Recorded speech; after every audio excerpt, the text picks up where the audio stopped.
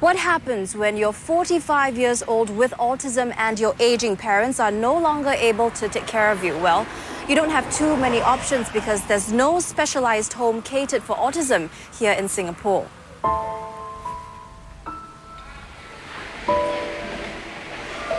For the Tan brothers, 50-year-old Russell and 48-year-old Kenneth, they will be spending their twilight years here. The pair of them is mild to moderately autistic. Bishan Home is the largest of 5 residential homes in Singapore for the intellectually disabled. 12 years ago, Russell entered the home and Kenneth followed shortly after. Their parents, who are currently in their 70s, found it difficult to handle them at home and needed professional help. And since there is no residential home specializing in autistic adults, this was the best option. Russell may be a bit more difficult to adapt. When he first came in, of course in a strange environment, being autistic, he actually had a little bit of difficulty adapting. Kenneth, on the other hand, because he sort of led a life, enjoy quite a lot of freedom at home. Over in Bishan Home, everything is more or less structured, which actually for an autistic client, a structured environment is very important. Kenneth and Russell are 2 of 5 diagnosed clients with autism at the home. The other 125 clients suffer from a variety of intellectual disabilities like Down syndrome and mental retardation. Kenneth and Russell's mother, who is currently too ill to be interviewed, says that she has not seen any detrimental effects on the brothers since entering the home. But is a generic home like this one suitable for older adults with autism? I think probably for the more severe cases, probably they will need a more specialized home that is catered to them, because they will need to have more structures and visuals and a more autism-friendly environment so that they are able to function independently. Yeah, rather than if they were to live together with people with intellectual disabilities. Bishan Home has had to reject autistic clients with behavioral disorders before. Because the home currently operates on a 6 clients to 1 caregiver ratio, they cannot afford to devote attention to 1 or 2 individuals. Of course, with enough resources, enough manpower, enough capabilities, enough space, it would be good if some of these severely autistic clients, they have a place for them.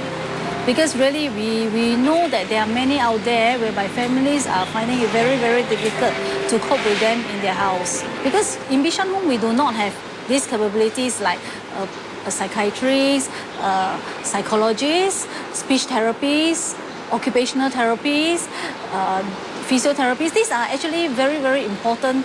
They are professionals needed if we really want to have an ideal place for this group of clients. Kenneth and Russell come from a high-income family, so their parents have already started a trust fund 2 years ago, which will continue paying for their son's fees at the home as well as the medical expenses. It's a reality that these parents have to prepare for their children's life after their death. Alfred's parents are currently both working, so they still can afford to pay the full rate of Alfred's school fees and hire a domestic helper to look after him. But they will be retiring in 2 years' time. What we intend to do is to downgrade our present accommodation. We may also consider that the mother, Doris, will not go to work, stay and look after Alfred. We have to ask his caregiver to go home. So that will be the future. Is that your biggest worry right now? Yes, this is our main worry. When we are not around, how his future will be, we cannot imagine. We hope that if someone from an agency in the government service can meet up family members who feel that they have needs for the future of this group of people, meet us and discuss with us, propose us something.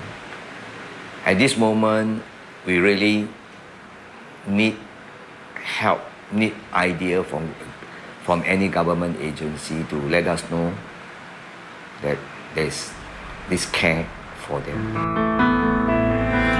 In 2008, the government introduced the Mental Capacity Act, which allows parents of disabled children to appoint a proxy decision maker if they pass away or lose their mental state. And in early 2010, a new Central Provident Fund scheme called the Special Needs Savings Scheme was announced. This is to encourage parents to save up for the long-term care of their children with special needs. But there is no direct monetary welfare given to caregivers of children with autism.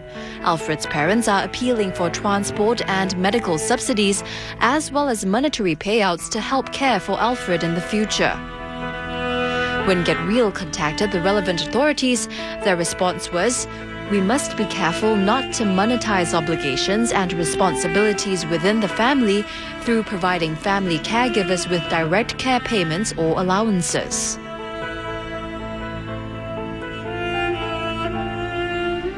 I guess the responsibility lies with me now in the future when my parents are much more older and they can't afford to support.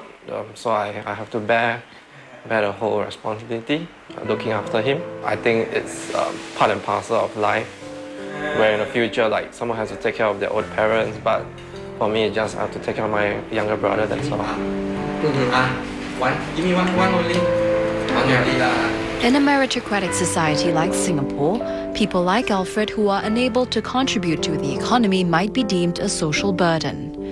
Perhaps as we move towards becoming a more inclusive society, we should broaden our social safety net. But beyond monetary help, what parents of autistic adults need most is the assurance that our society will accept and care for their children even after they are gone.